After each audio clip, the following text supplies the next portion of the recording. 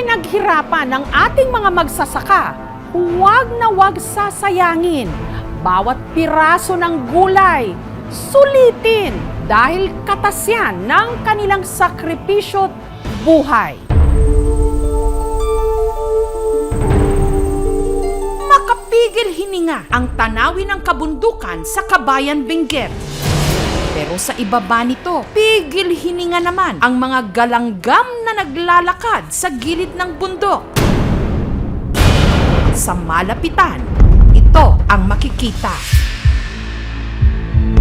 May matanda, babae, o kahit bata pa. Buwis buhay na naglalakad sa napakakipot na daanan. Habang may buhat-buhat pang basket ng gulay. Sila ang mga kababayan nating igorot sa Basyoy, Kabayan Benguet.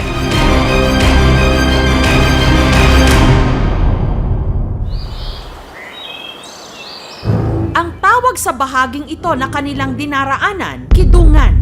Napakanipis nito. Sakitid, halos iisang paa lang ang kasya. Ang isang paa kailangan ng ihakbang para lang makausad dahil ang posible nilang babagsakan ang may 100 metro na lalim ng bangin.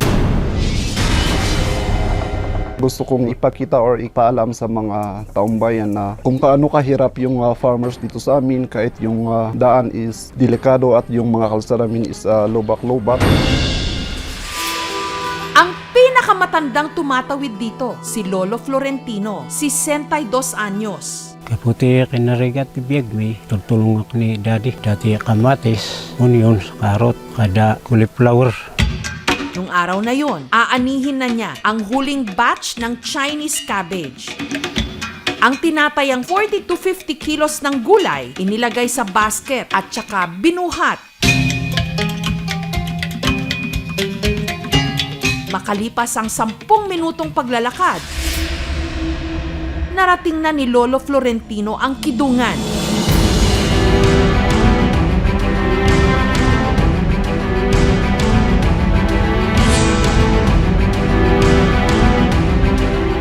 Sila nga dati mabutputang kang pilit nga magnakta pa.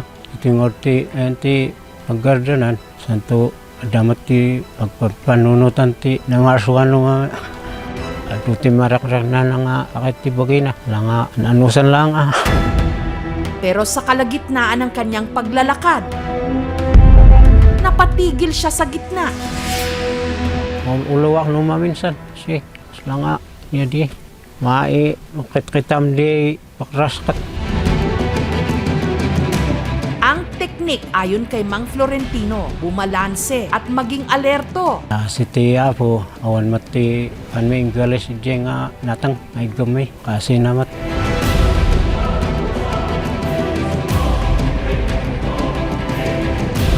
Makalipas ang 15 minuto, matagumpay siyang nakatawid sa kidungan.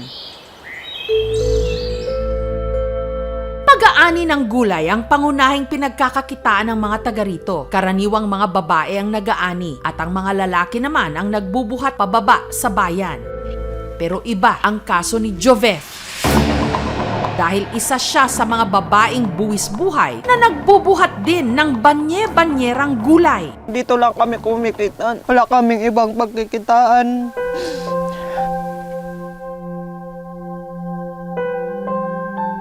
Minsan naisip ko na parang matabunan ako doon. Pero kumakapit ako, nagdadasal ako na hindi sana mangyari yun. Inisip namin ang buhay namin kasi lumalambot yung lupa.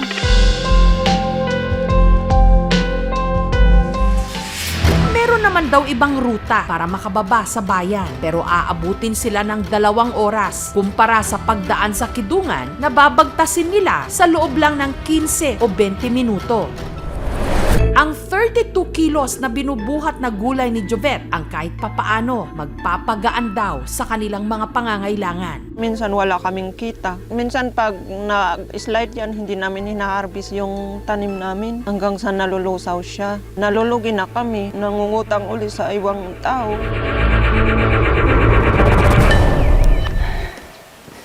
Sa hirap ng buhay, kailangan gawin ito. Kailangan itawid yung gulay.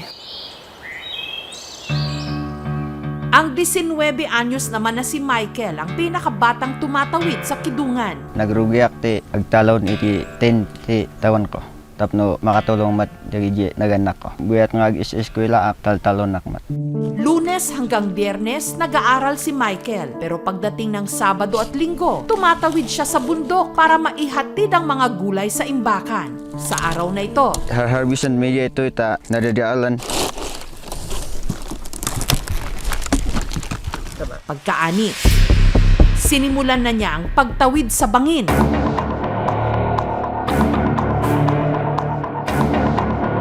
Ito tumitingin? Hindi po. Dito lang po sa diyan.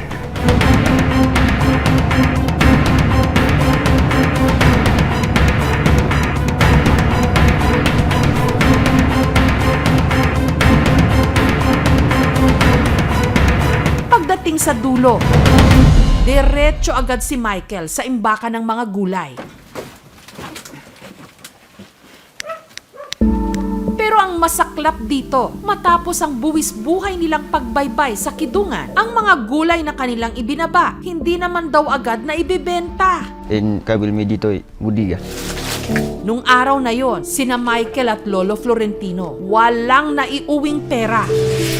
Para naman may maipang-ulam, si Michael kumuha na lang ng 2 pirasong Chinese cabbage. Ang mga naibaba gulay ni Jovet, Mabalin nga oray sukatak ti bagas, ma'am. Mabalin na ta, ma'am. Kunak nga igatang kumot lang ti bagas ti paglakwat. may maayos na daanan naman daw noon ang bahaging ito ng bundok. Pero taong 2000, nagsunod-sunod ang landslides, dahilan para mawalan sila ng maayos at ligtas na daraanan. Ang pinakamalala nangyari noong 2018 sa kasagsagan ng Bagyong Ompong.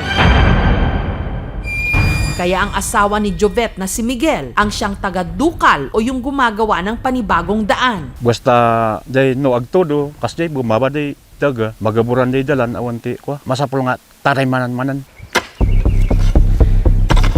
Gamit ang piko, titibagin muna ni Miguel ang gilid ng bundok kapag meron na itong sapat na lalim. Gamit ang pala, sunod na niya itong huhukayin at ikokorte ang lupa na parang hagdan para may panibagong trail. Kung minsan, inaabot daw si Miguel ng kalahating araw para makagawa ng panibagong daan. Taray maan me sir, ta awang kumate maaksidente. Mabangkrap kami manan agbirok ti pagbuludan kapital. Gusto namin may solution sana. Sano opinion ko no mabalin nga dati kaasinan no ada di deliver tinatang nga ko nadang at tram ngay. Wala kag oray hot bridge dayto yung landslide sir. In a macro level, nasa 22.3% yung hindi maayos na kondisyon ng farm-to-market roads. At saka yung around 595 na bridges yung kailangang palitan at ayusin. A big factor in supporting our farmers' product dun sa lowering the cost of their produce sa mga markets natin. Kaya kinakalampag namin yung gobyerno. Kapag wala kang maayos na plano on big infrastructure investments such as farm-to-market roads, bridges, nagiging epekto yung pagpasok ng mga products na magka-clutter dun sa market. Products coming from Benguet would be flooded in the market like in Divisoria. Ang sitwasyon ng mga igorot sa Basyoy, Kabayan, Benguet, nakarating naman sa makinauukulan. Kaya nung araw na yon, nag-inspeksyon ang Engineering Department ng local government unit dito. Pada sentaw nga ako, punduan da ko man dito munisipyo nuan nga munisipyo kata province minuan nga province dito congressman minu national pa. Medyo nalipid data temporary nga kanya, data temporary nga fotrail. Mabalin siguro nga ilaw-lawayo kun ma-temporary mat lang ti kwa di alam mo ada kawayan ko ma no tapno safety ti kwa dumaldalan. No masolusyonan na ito yung problema may dakil man nga iyaman ni kada amin nga timultulong. Sa malayuan, parang napakatahimik ng mga kabundukan. Yun pala, tahimik kasi ritong nagdarasal ang mga kababayan nating nais lang mabuhay habang ang kanilang isang paa para na nasa hukay.